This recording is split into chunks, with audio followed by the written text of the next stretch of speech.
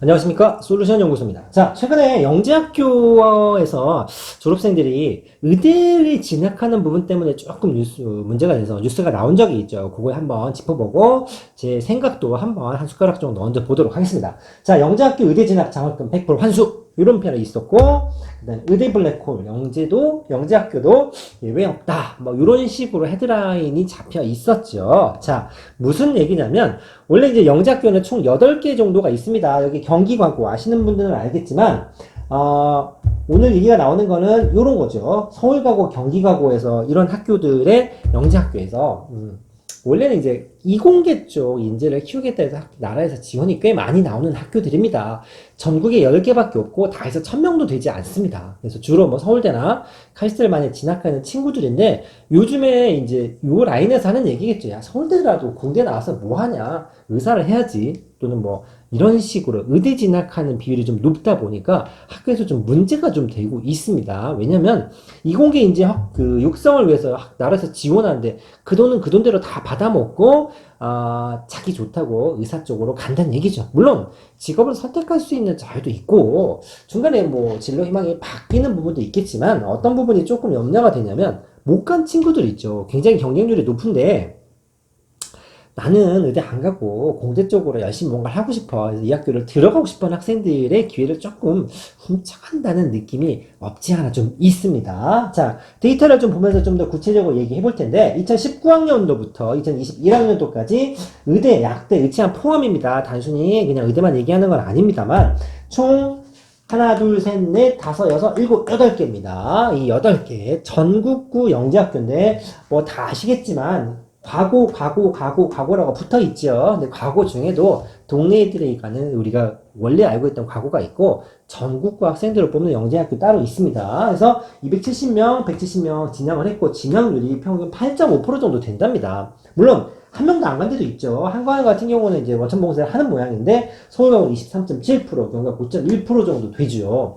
이 정도 되면 굉장히 많은 손실이기 때문에 실은 이걸 학교에서도 굉장히 문제시 삼습니다. 어떤 학교들이 있냐면 너 어디 쓸 건데 저 의대를 쓰고 싶습니다.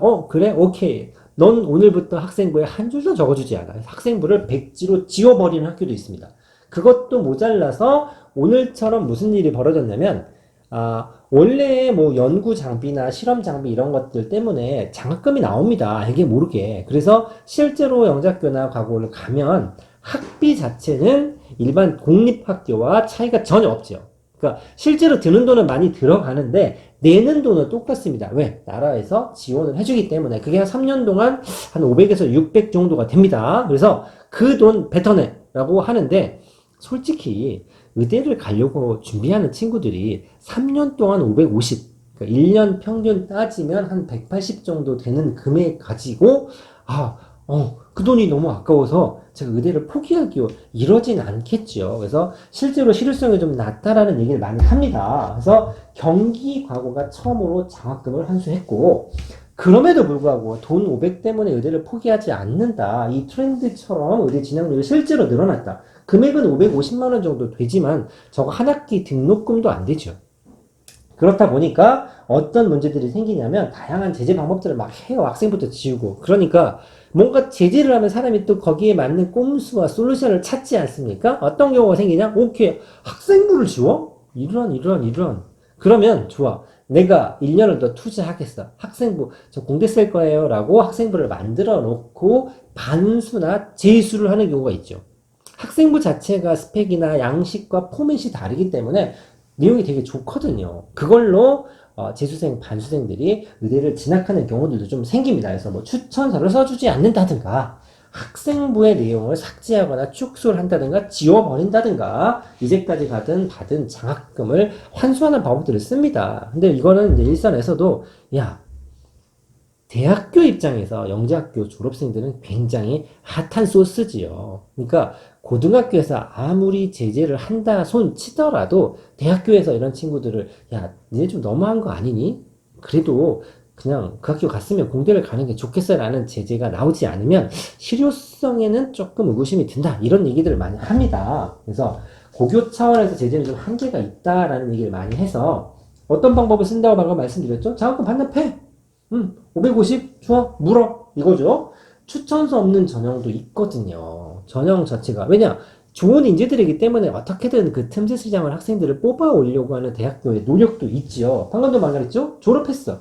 이미 학생부를 손댈 수가 없습니다. 졸업하면 그 상태에서 그 스펙을 가지고 추천서나 수능 최저가 없는 형태의 의대나 약대 이런 데로 진학하는 친구들이 꽤 많이 늘어나고 있다라는 얘기입니다. 그래서 약대 신설로 해서 더욱 가속화될 것 같고, 이건 좀 대학교한테 넘긴다기보다는 그러니까 고등학교에 넘긴다기보다는 대학교에서도 조금은 신경을 쓰는 게 어떠니? 이런 얘기들이 나온다라는 얘기죠.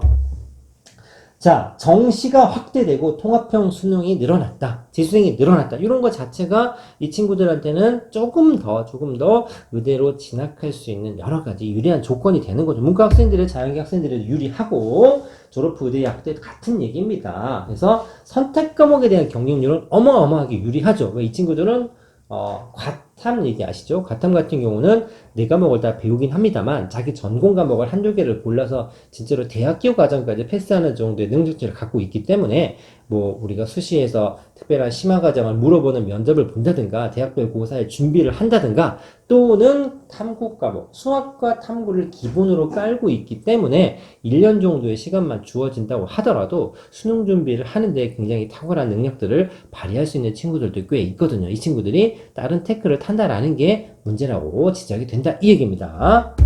자, 그래서 더군다나 이 친구들이 뭐냐면 최근에 이제 매년 이런 발표들이 나옵니다. 야, 고등학교 서열을 매기는데 어떤 기준이 좋겠어? 굉장히 다양한 기준들이 존재하지만 이런 기준이 들어보셨죠? 야, 니네 학교 서울대 몇 명 갔어? 이런 얘기를 하는데 한 3년 전까지는 발표를 했는데 영재학교 8개가 손잡고 야, 안 가르쳐줘.